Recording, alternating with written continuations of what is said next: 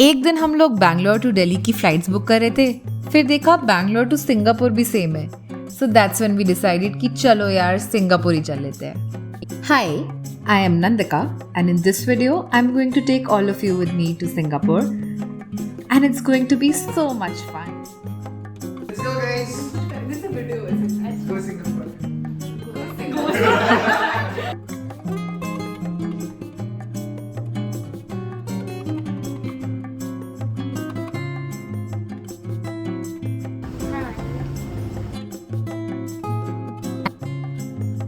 I am here in Singapore with two of my best friends, Shrishti and Rosalia.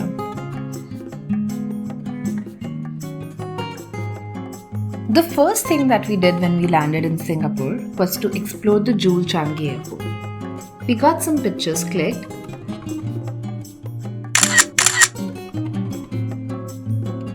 Saw the rain vortex, the massive window waterfall which was breathtaking. We also did the hedge maze, which was quite easy. We then checked into our hotel in Robertson Quay. So this is our room. It just ends there. It just ends here. We quickly got changed and took the MRT to Gardens by the Bay and went to see the cloud forest, and it honestly felt unreal. This is the cloud forest. It was truly a very magical experience. There was this show in Silver Garden Super Trees which was so calming and peaceful.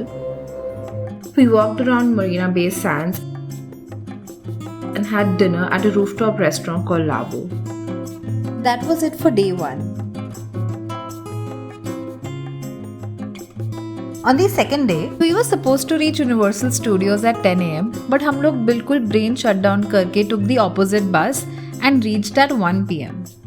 इसके बाद I was genuinely going to cry, but thankfully we had the express pass and we were able to do all the rides. The first ride that we took was the Cookie Monster ride, which honestly uplifted our moods and we no longer felt कि हमारा trip तो यार cursed है. The entire experience of the Universal Studios was genuinely a must-have.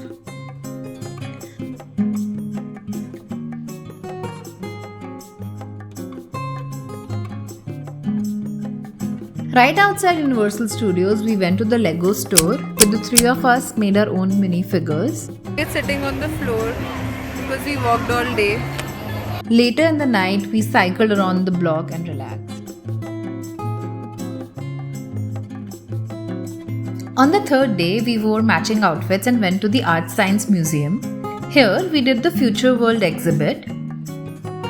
We colored our fishes and saw them come to life in the digital aquarium that was present. Even the walls of the museum were interactive and it was so cool. We did the glow-in-the-dark footsteps, and here another interactive activity was present where after coloring the airplanes you were given a remote control to control the trajectory of the plane. There was also this amazing light display. We loved how interactive and fun this museum was. इसके बाद we went to have hot pot जहाँ पर हमने अपना spice tolerance थोड़ा overestimate कर लिया and we were crying towards the end trying to finish it. Later in the night we walked to the Merlion statue and we were expecting it to be huge, but surprisingly it wasn't, but it was so pretty.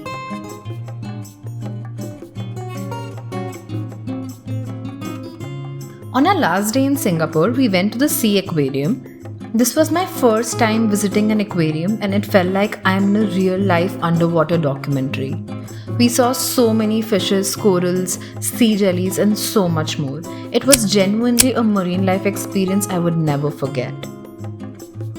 So after this, we did the time capsule which walked us through Singapore's history and culture. Even here, there were plenty of interactive exhibits which kept us entertained. Right afterwards, we went to the Singapore Flyer, whose one rotation was about 30 minutes, and in those 30 minutes, we got a 360-degree view of the iconic sites ranging from Marina Bay Sands to Sentosa Island. Singapore इतना ज़्यादा सुंदर है और इसके बाद तो सच में हम तीनों का मन कर गया था कि सिंगापुर ही सेटल हो जाते हैं. So right after the flyer, all of us got souvenirs for being on the flyer. After this, we went for the boat tour. This was the final thing that we did in Singapore, sadly. It started from Clarke Quay and covered major attractions along the way, like the Merlion Park, Fullerton Hotel, and Marina Bay Sands, which sort of dominated the view. And right when we were in the center of Marina Bay Sands, Spectra, the light and water show began, and we got the perfect view for it. And oh my god, it was so beautiful. That was it for Singapore. During our entire trip, we dragged our suitcases across so many roads, felt very broke, survived by eating food at 7-Eleven mostly. But the entire experience, the magnificent views, and the company of my flatmates made it all worth it. And I wouldn't want to have it any other. This trip is a trip I would remember for life.